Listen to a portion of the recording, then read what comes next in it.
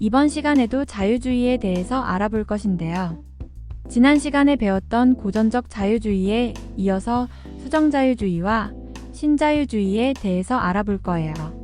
19세기의 자유주의가 자유를 중시했지만 극단적인 불평등과 비참함에 대한 위기의식을 느끼게 되면서 사회적 필요에 의해 자유가 제한되어가는 과정이 시작되었는데 이것이 바로 수정자유주의입니다. 자유를 타인과의 연대 등 사회적인 요소를 고려하여 재개념화함으로 자본주의 시장경제 유지를 옹호하면서 동시에 국가는 진정한 자유를 누리지 못하는 사회 구성원을 위해 사회복지 제공과 같은 적극적인 역할을 해야 한다는 주장을 뒷받침함으로써 19세기 말과 20세기 초의 빈민법 개선, 노령연금 도입, 뉴딜 정책에 영향을 미쳤어요. 19세기에는 존 스튜어트 밀이 타인에게 해를 끼치는 행위가 자유의 이름으로 옹호될 수 없다고 말하며 개인의 자유에 대한 사회적 규제의 필요성을 지지했습니다. 그리고 토머스 그린은 적극적인 자유의 의미로 재개념화하였는데 적극적 자유에 장애가 되는 것을 제거하기 위한 국가의 적극적 역할을 주장했어요. 레너드 로파우스는 개인의 자유에 국가가 간섭할 수 있는 근거를 제시했고 존 롤스는 국가의 재분배 기능과 복지국가의 정당성을 옹호했습니다.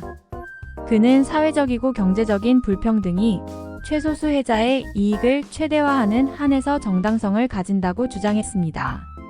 20세기 자유주의 정치 세력이 시장 경제에 대한 국가 개입을 승인하는 이념적 기반이 되었고 사회주의, 사회민주주의와 함께 케인즈주의적 국가 개입의 기반 이념이 되어 20세기 자본주의 운용 방식에 영향을 미쳤어요. 케인즈주의적 국가 개입은 영국의 경제학자 존 메이나드 케인즈의 이론에 기반한 국가의 경제정책 개입을 의미하는데 케인즈는 20세기 초반의 경기 침체와 고용 부진을 해결하기 위해서는 정부의 경제적 개입이 필요하다는 주장을 하였어요. 케인즈는 정부가 경제활동을 조절함으로써 경제의 안정을 유지할 수 있다고 믿었어요. 특히 경기 침체 시에는 정부가 공공시설 건설과 같은 인프라 투자를 촉진하고 소비를 촉진하기 위해 세금을 낮추거나 소비를 지원하는 등의 경제적 조치를 취해야 한다고 주장했습니다. 따라서 케인즈주의적 국가 개입은 정부가 경제의 주체로서 활발하게 개입하여 경기 침체를 예방하고 경제적 안정을 유지하는 것을 의미합니다. 이는 경제의 자율성과 시장의 역할을 인정하면서도 정부가 경제적 불균형을 보완하고 공공의 이익을 증진시키기 위해 필요한 조치를 취하는 것을 주장하는 이론이에요. 정리하자면 수정자유주의는 자유지상주의적 요소를 억제하고 사회에 필요한 경우 개인의 자유를 제한하는 것이 필연적이라고 인정한 것이었죠. 그리고 신자유주의가 등장합니다.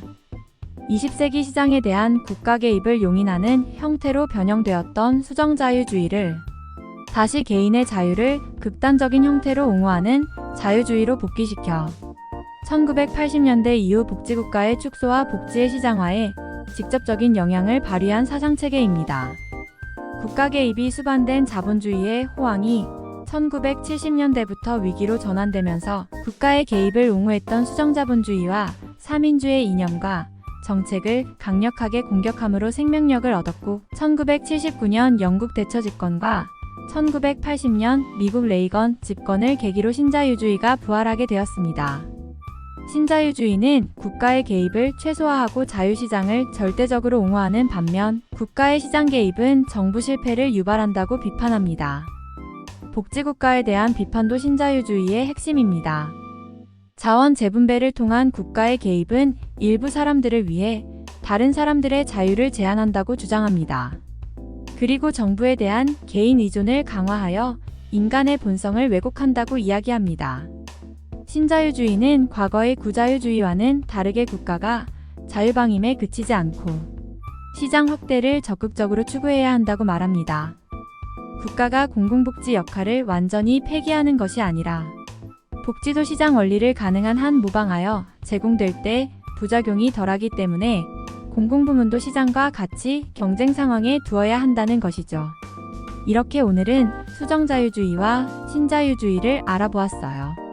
자유주의의 변천사를 공부하면서 역사는 돌고 돈다는 생각이 들었어요. 아무리 좋은 이념이 되었던 간에 모두를 만족시킬 수는 없는 것이겠죠. 그래도 고전적 자유주의와 신자유주의의 경우에는 힘이 있는 사람들이 힘이 없는 사람들의 모든 것을 갈취할 가능성이 너무 크다고 생각합니다. 일단 출발선부터가 다르고 언론과 정치 경제법까지도 자기들에게 유리하게 바꾸어 적용하기 마련이니까요. 극복하기 힘든 상황에 몰려서 또는 무지해서 사채이자를 내고 대출을 받는다면 그것은 본인의 자유의지로 선택한 것이기 때문에 구제받을 이유가 없는 것일까요? 가짜뉴스에 속아 미끼 상품에 자신의 전 재산을 저당 잡히고 알거지가 되는 것도 자유의지이므로 당해도 싼 것인가요? 사람은 다 존귀하다고 생각되지만 이 땅에서 누리는 것 또는 당하는 것의 차이는 너무 크다는 생각이 듭니다. 다음 시간에는 자유주의와 사회복지 정책에 대해서 알아보기로 해요. 시청해주셔서 감사합니다.